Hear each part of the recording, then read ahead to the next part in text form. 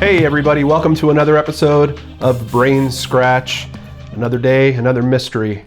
Hope you're having a great day today, Friday, April 28th, 2017. Thank you so much for joining me.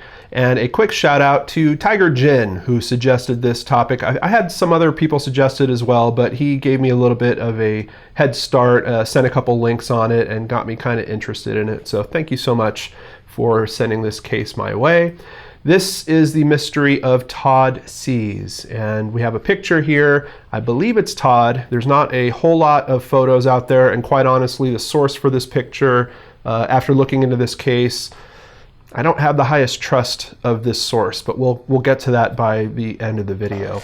Let's start by taking a look at a YouTube video that you will likely bump into if you search on Todd Sees.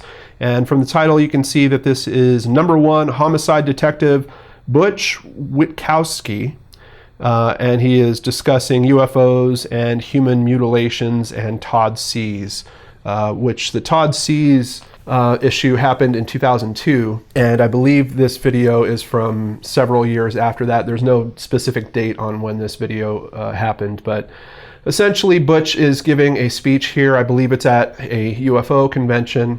And part of the mystery around Todd and what happened to him has been heavily connected to UFO theory, to the theory that he was abducted for a period of time and then kind of dropped back on his land. There's certainly some aspects that we have to talk about. There's some very interesting things with how he was discovered, and some of you out there might believe that maybe there is some UFO aspect to this case. Others of you, I think, might lean away from that when we get to the end of my research here. But let's give it a fair shake and jump in and see what we can learn about the mystery of Todd Sees. Now, the first thing, I wanted to confirm that he actually exists. I was having some trouble because the research that I was doing was primarily returning UFO pages. And considering that this happened only in 2002, that's a little odd for me. It's not very frequent where I'm looking into any type of occurrence around someone's death and I'm not able to find some records that aren't tied to a page that might have an ulterior motive for taking that story and running a certain direction with it. But I did find a few references to Todd Jeffrey Sees that do match up, showing that he died on August 4th, 2002 at age 39. That certainly lines up with the story, and we even get a birth date here of September 1st, 1962. I believe this information is scrubbed or lifted from Ancestry.com, because I also bumped into it at this other website, Fold3.com, essentially the same information, September 1st, 1962 and August 2002. Outside of that, I did also have a news article that I bumped into that confirms both that Todd existed and this occurrence that he had a bit of a mysterious death. So I am certain Todd did indeed exist in this case, and he wasn't just made up for these UFO pages to kind of spin this story around. One of the better write-ups I've seen on this is at WonderCabinet.net. We're going to use some of their text here just to kind of bring you into the story a bit. Sunday, August 4th, 2002, 39-year-old Pennsylvania hunter and outdoorsman Todd Sees wakes before dawn and decides to go deer spotting on Montour Ridge, a mountain range behind his home. He leaves home at 5 a.m., telling his wife he'll be back by noon. Sees is the son of a farmer, a family man, Little League coach, and father of 2. And when he fails to return by the appointed time, his wife grows concerned and calls the police. Shortly thereafter, Sees' son finds his father's four-wheeler abandoned at the top of a ridge 2 miles from their house. By 2:30, a large search team has been mobilized. They searched a 6-mile radius. So you're talking a very large search area, and apparently in some pretty rough terrain, this area that Todd lived in, and he had, I believe, 80 acres of land out there. Just to get a little backstory on where this is taking place, Montour County, Pennsylvania is a county located in the U.S. state of Pennsylvania, a population of about 18,267 people, and it's located in the Ridge and Valley province of the Appalachian Mountains.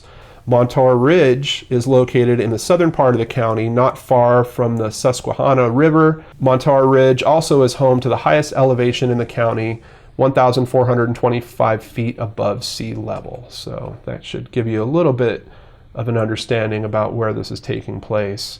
Now, despite the fact that it was really tough to find news articles on this, I did find some news articles that had been copied and saved on a different website. So we're going to review those now just to get a little more insight into what's going on around his disappearance and how it plays out. This is from NUFORC.org. This is a UFO organization, and we're going to look into some of their material pretty in depth here. Personally, I am of the mind, after looking into this today, that this organization has a huge chip of responsibility in terms of this becoming a UFO story, instead of perhaps a much simpler story that the family might not want discussed. But we'll get to all those points. Jumping to the news reports, these were reported in a local paper called The Daily Item, and both were written by Marcia Moore. Sees left his Northumberland home at about 5 a.m. Sunday to go scouting for deer on a portion of his 80-acre property, according to his brother, Todd Sees. When he didn't come back by 12:30, 4 of us went out looking for him, Todd Sees said late Sunday afternoon. Brub Sees also worried how his son was coping in the intense heat, which climbed into the 90s by early afternoon. A coordinated search effort began at 2:30 p.m. when Northumberland Borough Fire Chief Josh Newberry received a phone call from Sue Sees requesting help in finding her husband.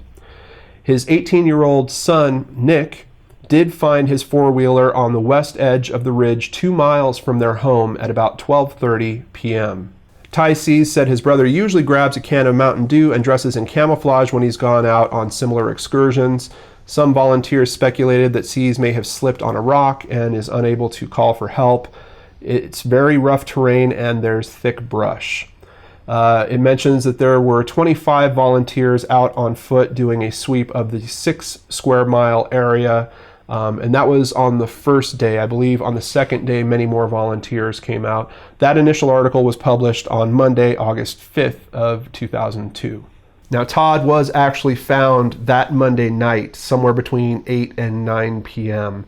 We'll get into some of those details as we continue here as well. This is from a follow-up article that was published in September. Investigators are still awaiting toxicology results to determine what killed a 39-year-old Northumberland County man found in the woods near his home last month. An autopsy failed to conclude a cause of death, and toxicology tests were ordered. About 200 volunteers, along with tracking dogs and searchers and helicopters, looked for the missing man for several hours. About 30 hours after he went missing, Sees' relatives stumbled upon his body in a densely wooded area of the ridge about 150 yards from his house. County Coroner James Kelly said the autopsy revealed Sees had been dead between 24 to 36 hours, but found no signs of trauma or of coronary disease. Sounds like a pretty straightforward, kind of unexplained death, right? I mean, we've looked into many cases like this on the channel before. The details that are missing from this news coverage, which Butch brought up in his video segment that I watched twice today, because I really wanted to make sure that I had an understanding of the information he was trying to present, was that, first of all, Todd was found wearing only boxer shorts. His clothes were removed, including his shoes and his socks.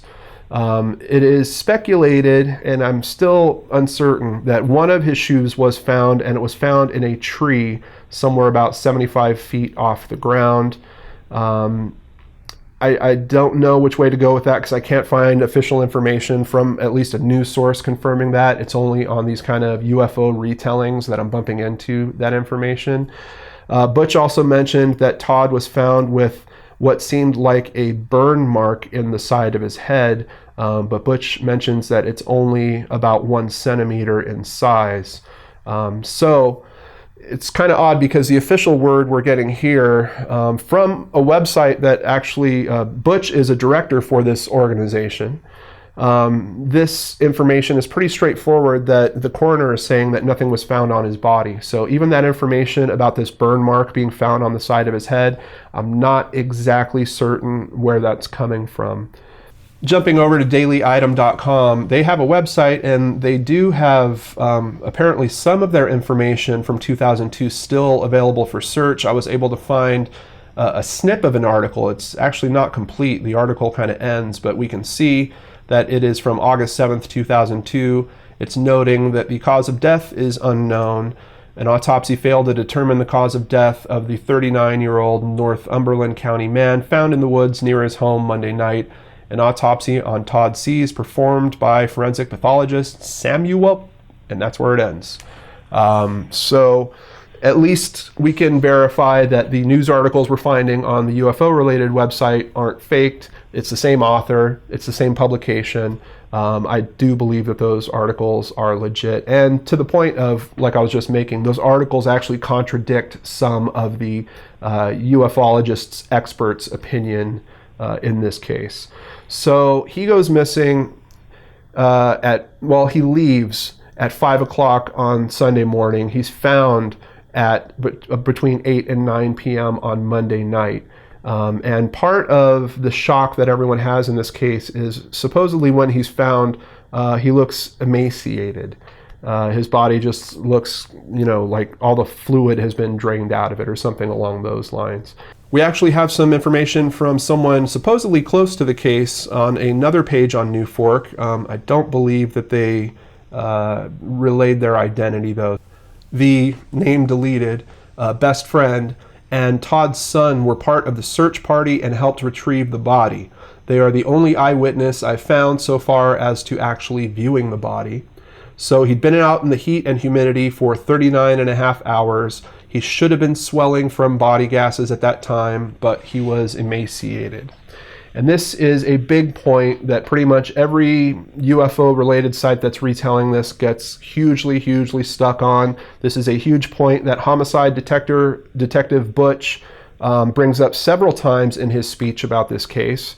And the thing that's really interesting to me about all that is if you do just a little research on body decomposition, I found out it's one of two things. Either bloating doesn't begin in the body for at least 2 days after, or at least 3 or more days after. I've seen 2 different sources on it that report it in somewhat different ways. Either one of those, we're looking at him being missing for a total of 39 hours. That doesn't mean that he was necessarily deceased for 39 hours. So we are certainly well within either of those windows of it taking 2 or 3 days before bloating will start. So for one of these very big points in this case that makes people think that there's something else at play here, the truth of the matter when you look into the details is it's really not that odd to find a body if it's within that first 48 hours that doesn't necessarily have bloating happening to it yet. His body was found face down. He was wearing only his boxers. There was a spot on his right forehead that was showing signs of decay. Well, here we go. Now we have an explanation that seems much more reasonable rather than a burn mark. It was actually decay. His head was face down. That really makes pretty logical sense to me and is somewhat easier for me to believe that it's some type of burn what are we assuming here? That he was abducted by aliens and they lasered him in the head, took off all his clothes, except his underwear for some strange reason, and then dropped him closer to his home than he actually was when they picked him up, if we're assuming that he was picked up by where his ATV was found. The logic is just giving me trouble. He was holding his throat. Possibly was that an allergic reaction to bee venom? Well, there was no bee stings found. He had a red rag tied around his right arm, and there was a dead rattlesnake behind him, but there were no puncture wounds. And I've seen some other things saying that they tested him and they were able to determine that he was not bit by a rattlesnake at that time either. Strangely, in Butch's presentation, when he talks about this aspect of the story, he says that the rattlesnake was dead, that was found close to Todd's body, and that it died at the same time that Todd did. How would they know that? Who is doing an autopsy on a rattlesnake found next to a body? I'm really uncertain about that. Especially, isn't most traditionally the way for time of death to be determined, isn't it based on temperature when the body was found? Because I think there is a temperature change of 1.5 degrees for every hour after the body dies, and that's how they're able to kind of make that determination. With a cold-blooded animal, does that still work? I'm pretty sure it doesn't. There are two conflicting reports about the one shoe. UFO report says it was in a tree. The police report says beside the four-wheeler. Well, here we go. Another one of the fantastic elements of this case that is brought up when you're talking about it in relation to UFOs, now dispelled by someone on the UFO page. And what I don't get is you still have these experts that work for this organization that's hosting this information that are running around still telling the version of the story that doesn't include this finer detail. Now, admittedly, we don't know who this source is, but what about the original source in this case at all? Like, where did this story actually start and change from a man that is lost and being looked for and get connected to a UFO theory? Well, I very strongly think it happened at this website by these same people, and let me show you why. There is an apology that they have issued, and I don't know when this was added. Obviously, if the original article was written August 24th, 2002, you're going to see some of the details we go into go beyond that date. So obviously, this new preface that they've added to this whole section was added later, and I'm not sure how much later. Because of the pain that information may have caused them, we apologize. And essentially, I think this was added because the family members were so upset about stuff that was starting to come out about what had happened to Todd, and because all of a sudden now there was this UFO story kicking around. But let's see what they say about it here. On Wednesday, August 28th, 2002, the National UFO Reporting Center, NUFORC, received a brief one-paragraph report criticizing our center for not having covered an alleged alien abduction. The individual, who provided no telephone number, responded via email describing the death of Mr. Todd Sees. Despite repeated attempts by NUFORC to obtain more information about the individual, we have not succeeded in talking directly with the person. So from this initial blurb I'm getting, they were somewhat bullied into having to report on this because someone was essentially giving them crap for not reporting on this already. Then that person wouldn't say who they were or give them an actual phone number, but only communicated via email. Just keep that in mind as we keep rolling on here. We telephoned the Daily Item newspaper. The newspaper had published several articles about the death. Two of the articles at the end of this report, those are the same two articles that we looked over earlier in this video. It then mentions that they also contacted the Point Township Police Department and that they could not and would not discuss the case. It mentions that they contacted the county coroner and that no cause of death had been established and he could not discuss the case in any detail. Based on the information we had obtained by September 5th from these official sources, NUFORC decided to release the report originally submitted to our center, even though we had not yet succeeded in obtaining the newspaper articles or any other detailed information about the death and subsequent investigation. So you're telling me you got an anonymous email, you couldn't verify that person's information or identity, you reached out to police and a coroner and you found out that, yeah, Todd did exist, kind of the same research approach I was using, at least find out if this person even exists and there is a real news story going on there. You didn't even have the articles from the newspaper yet, but you decide to go ahead and publish a report on this largely unfounded and unbacked information. And it doesn't stop there. We had not anticipated the effect that the release would have in the public forum. A radio appearance on September 10th by Peter Davenport, NUFORC director on the Jeff Rense radio program, was posted. Now, hold on a second. They didn't anticipate the effect that it would have in the public forum. Almost like, wow, we let the cat out of the bag and everyone's interested in this now. They're so interested in it that the same person that's writing all this up is the only person to go on a podcast and be interviewed, take a bunch of his material and send it over to Rense.com for them to post. Once again, unbacked information where you haven't even confirmed your source. What is going on here? If this was meant to be an excuse to the family for they're sorry why all this happened, but it was out of their control, they were certainly in control every step of the way here. The next day, a relative of Mr. Sees telephoned NUFORC, apprising our offices that the family had been quite upset by some of the information contained in the original report, and that they had no inkling that there might be such grossly unusual circumstances as asserted in those reports surrounding his death. At that time, we extended our apology to the family for any distress our actions might have caused them. In addition, we explained to the family member that we had spoken with the local authorities and with the newspaper, and that our information was based on our findings of fact. What facts? The only fact that you have verified is that Todd Sees actually went missing for 39 hours and then was found deceased. That's all you verified. But you put out a report about UFOs abducting a family member, and now the family has to deal with these questions in this bit of a small community. This is just, it seems kind of reckless to me. I'm really surprised in one way that they would even post this, but I see what they're trying to do. They're literally trying to justify the steps that they took, rushing out this information instead of actually confirming it and even just giving it some critical analysis. Instead, they rushed it out to whoever would listen, got on the air, started pumping this information out, and now it's hit the family, and the family is backlashing. During the last 2 weeks of September, NUFORC has made numerous attempts to obtain more information, but unsuccessfully to date.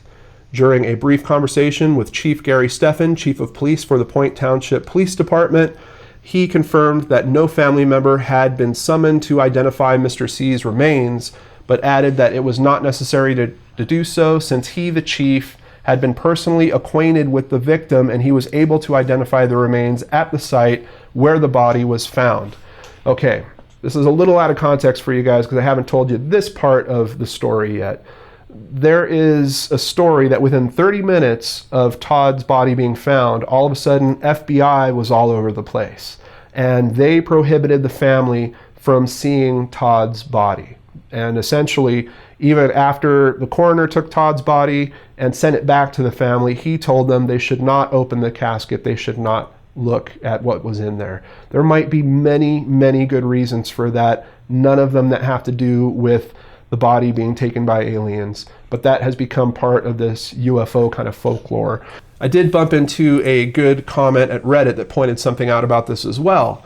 From SK4P. Another point that is disputed as I reread the accounts, Peter Davenport of NUFORC quotes an article from the local newspaper, the Daily Item of Sunbury, PA, and this stands out to me. About 30 hours after he went missing, Sees' relatives stumbled upon his body in a densely wooded area of the ridge about 150 yards from his house. Now, some accounts say that no one from the family identified him, and yet here we're being told that relatives found the body. Surely that implies identification. Surely I absolutely agree with him. Obviously, if it's a family member that found him, they knew that that was Todd. That was a level of identification. They didn't need for a second one to be done, although apparently having the police officer there who knew him was enough for a formal identification, which I know there is this other process that usually happens in the medical examiner's office where there has to be a formal identification. But you had someone that knew the guy personally close to the office, so that they didn't need the family to come in and do that. That is all reasonable to me. That doesn't tell me that some type of men in black were dispatched and that there was some type of containment done around the body at this point. I'm not seeing that.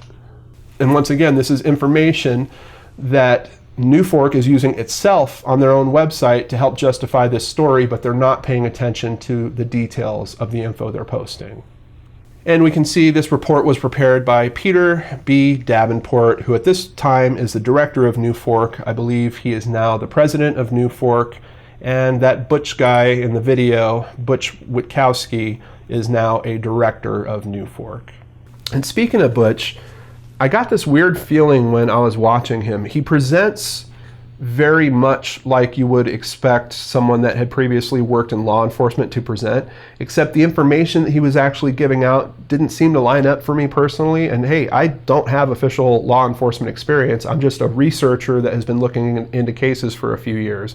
But things like thinking that the body would be bloated when it's well under the 48-hour mark, which when I was making that point before, I don't think I even really nailed that point. He left his house at 5 a.m. on Sunday. He was found at 8 p.m. on Monday. So that's the 39 hours. That doesn't mean that he was deceased that whole time. When he left at 5 a.m., he could have been out there for 5 or 6 hours. He was probably only deceased for somewhere around 30 hours when they actually found him. So the bloating theory goes completely out the window. It really has no substance. So what's going on here? Butch knows what he's talking about, doesn't he? Possibly. We'll get to that in one moment.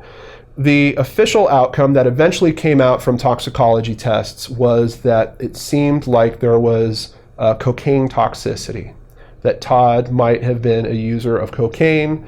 Perhaps, I don't know, perhaps he went out and had some type of unexpected side effects, maybe some type of psychosis, took his clothes off, went running through the woods.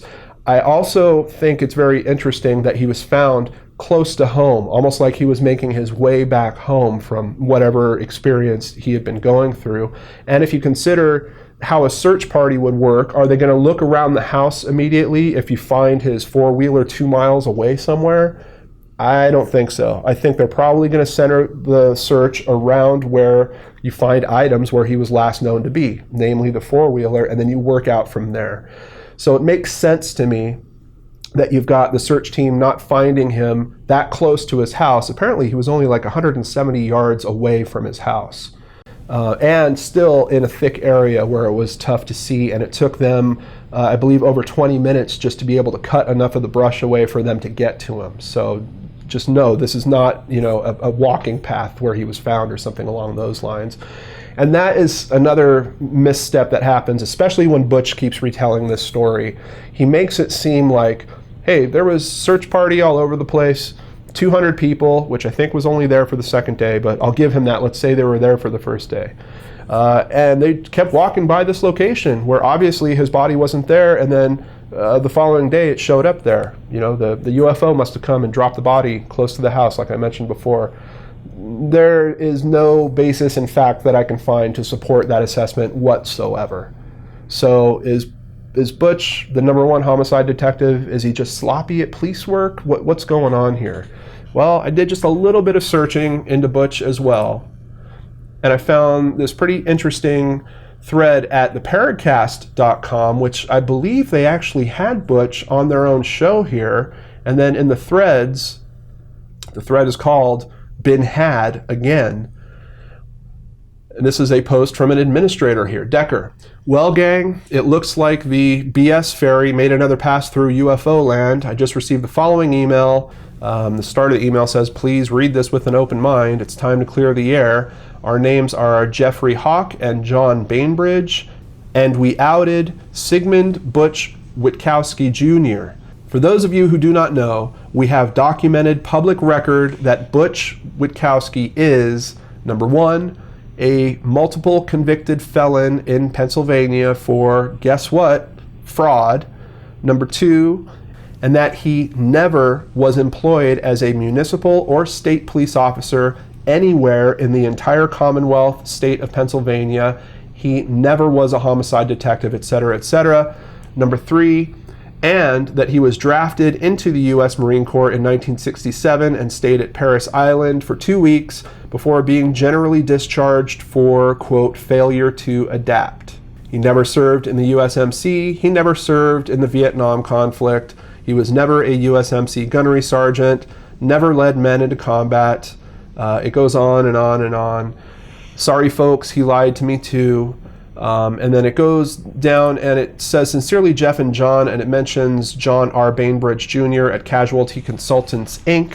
I also did some research on that fellow, and it looks like it pans out. That is a real organization. He is a real person. They do indeed do investigative work. So Butch could be completely the fabricated part of this story. He is certainly a proponent of spreading this misinformation, at least from the YouTube video I've seen and at a website called phantomsandmonsters.com, where Butch is supposedly now working with Lon Strickler, this fellow you can see up here. Let me read you the blurb on their amazing work together. The disappearance and eventual death of 39-year-old Todd Sees has been one of the most mysterious cases in modern ufology. A joint investigation by Butch Witkowski, Cold Case Unit of the UFO Research Center of PA, and myself, Lon Strickler of the Phantoms and Monsters Fortean Research Team, has uncovered previously undisclosed information in regards to this incident.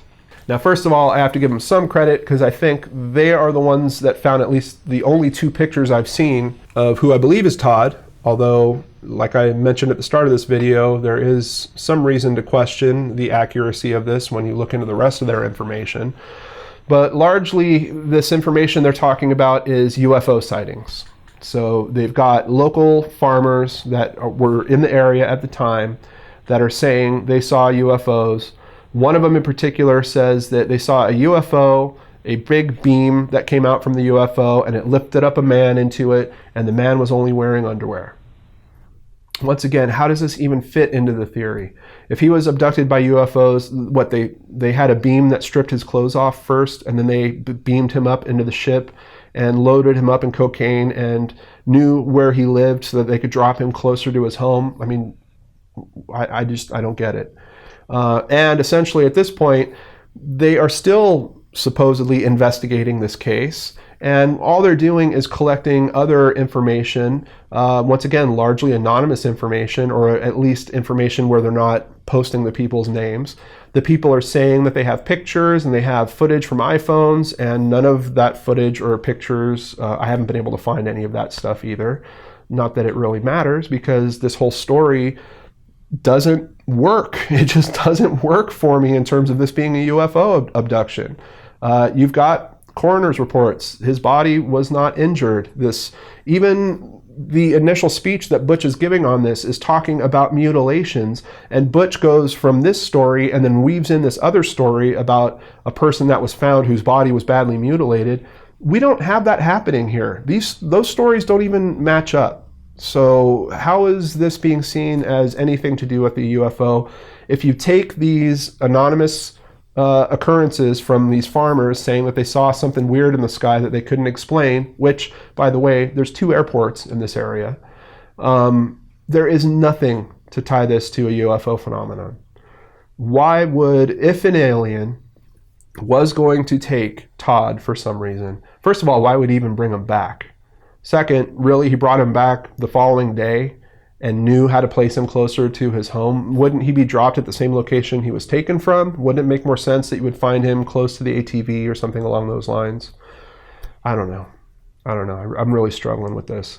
Outside of all that, his clothes were found a number of months later by other family members out. Remember, this is 80 acres. This is not just someone's backyard, and it is rough terrain. So they did not find the keys to the ATV. I would pretty much assume that those keys are lost somewhere out in the wilderness out there. I don't know, guys, but we have one little other twist in this whole story. And once again, I have to thank Reddit, who, that's where I found the link for this information. Ryan A. Showers, regarding the death of Mr. Todd Sees. Hi, I am Ryan Showers. I am going to say this as nicely as possible. You better get your facts straight before you go posting absurd pictures of a man that you claim to be Todd Sees of Northumberland, Pennsylvania. That's my uncle you're talking about, and I was there through the whole thing. There was no UFO! Exclamation point, exclamation point, exclamation point. If you guys want to know the truth, he died of a cocaine overdose. This UFO BS is for the birds. Stop ruining his name after he is gone, because he would shut you right up if he was here today. Uncle Todd, I will always have your back even though you are no longer with us. I will never let your name be sabotaged by people that never even knew who you were. You are loved and missed terribly. Stop posting false info. Ryan Showers. Completely heartfelt. I totally get it. And I even had a bit of a question of should I do this video or not, except that is why I started doing BrainScratch. The very first case I did, I don't think I have to tell you guys her name again. I'm pretty sure you know who I'm talking about. A big reason why I wanted to cover that case was because of these fantastic stories that were spinning wildly out of control and did not pay respect to the known facts of the case. And here, this is a prime example where there is no respect being paid to the facts of the case by an organization that is posting those very facts of the case on its own pages and then disregarding them as they go to other outlets and talk about this case. It is complete nonsense. And both Lon and Butch, I'm trying to keep an open mind while I'm taking in their information. First of all, trying to find the information on this website is a nightmare. Most of the writing that you will see on this website is them just talking about the fact that this investigation is ongoing and they keep bumping into this new info. But if you hear them interviewed, there's a radio interview that's also on this website. They're talking about how they really need other people to bring them information because there's no new information on this and they haven't really been able to substantiate the info that they do have. There is so much double talking going around this case, and it seems like two guys that are just spinning up a frenzy using the name of a dead man to push their own fame or get clicks or whatever they're doing. I have no idea, but it seems extremely disrespectful to me. Even as far as when Ryan does post this, guess who responds? Lon Strickler. Hi Ryan, I can understand your frustration, but until the authorities release a believable scenario with documentation, this is not going to end. Are you like threatening the family members now that are asking you to be respectful of what they're going through? Because for some reason you expect the authorities to release information that they don't have to? This is private information, particularly if it gets close to being an act where someone might have harmed or taken their own life. The police have completely different rules around that. Your FOIA requests aren't going to go anywhere. The only people that are going to have access to that information are the family members. And at the end of that YouTube video, Butch is going off talking about, oh, he's got support from the family. Well, then ask them, Butch, because they can get the autopsy. They can request the police records. The main thing that Butch and Lon are holding on to in all this is they can't get the police to tell them the case is closed. Well, guess what? I'm going to tell you here. There's no reason.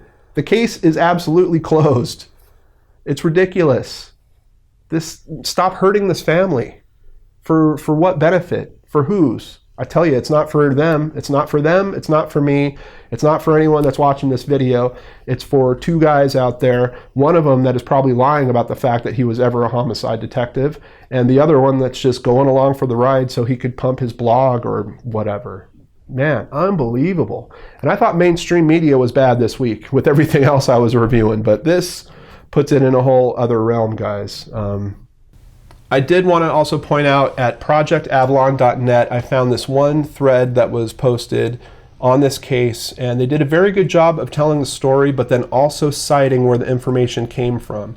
I'm going to put this in the links below, but just know anytime you see the name Davenport or Witkowski, you're basically talking about that same NUFORC organization that is having to apologize to family members and showing information and details that they're disregarding when they go on other publications. But the way that this was broken out was really good. I almost wanted to review it with you guys, but quite honestly, there's just not enough to this story to go through these very few details again and blow them out of the water again, because it's so easy to do on the first pass. I don't want to waste the time of you brain scratchers that are ready to move on from this. But if you're going to look into it more, I suggest you check this out. And to the Sees family, I am so sorry that you guys, first of all, had to face that tragedy. You've got two children, you have a wife, his father was still alive, he has brothers, numerous people that are affected by this tragedy. And unfortunately, the guys that are trying to make something out of this, where it seems like there's nothing to be made out of it, aren't stopping. They literally will not put it away. The latest information I'm finding is only from a couple years ago of them still spinning around this story. And despite the fact that with a quick and easy web search, you can find information that pretty much at least takes Butch and his whole backstory and makes it severely questionable. I can't believe that they're able to do this the way they are, but they are. And I think it's because there are people like me out there that still want to believe that there is something to this, that there is the possibility that there is some level of visitation happening, or that it can happen on our planet. But ufologists, if you guys want to be taken seriously, there's got to be a point where you have a critical voice that is kicking in and kicking people like this right out of your community, because these guys make the rest of you look horrible. That's just the honest truth. Every time I have to fire up this camera and talk about a case like this, and I get to the end with the conclusion of, well, looks like it was another idiot trying to sell books, or it looks like someone else that was just doing it for clickbait, it breaks my heart, because I do believe that there is something else to understand in this universe out there. But using stories in this manner to try to push those theories forward is not the right way to do it. It's totally unrespectful. All right, Brain Scratchers, this is where I turn it over to you. Please use the comments below to discuss this. Please be sure to check out the links in the description box if you want to look into this case more. Let me know if I missed anything. You can always send links in the comments. And I will see you back here on the Lord and Arts channel after the amazing weekend that I hope you all have. Take care, everyone. See you next week.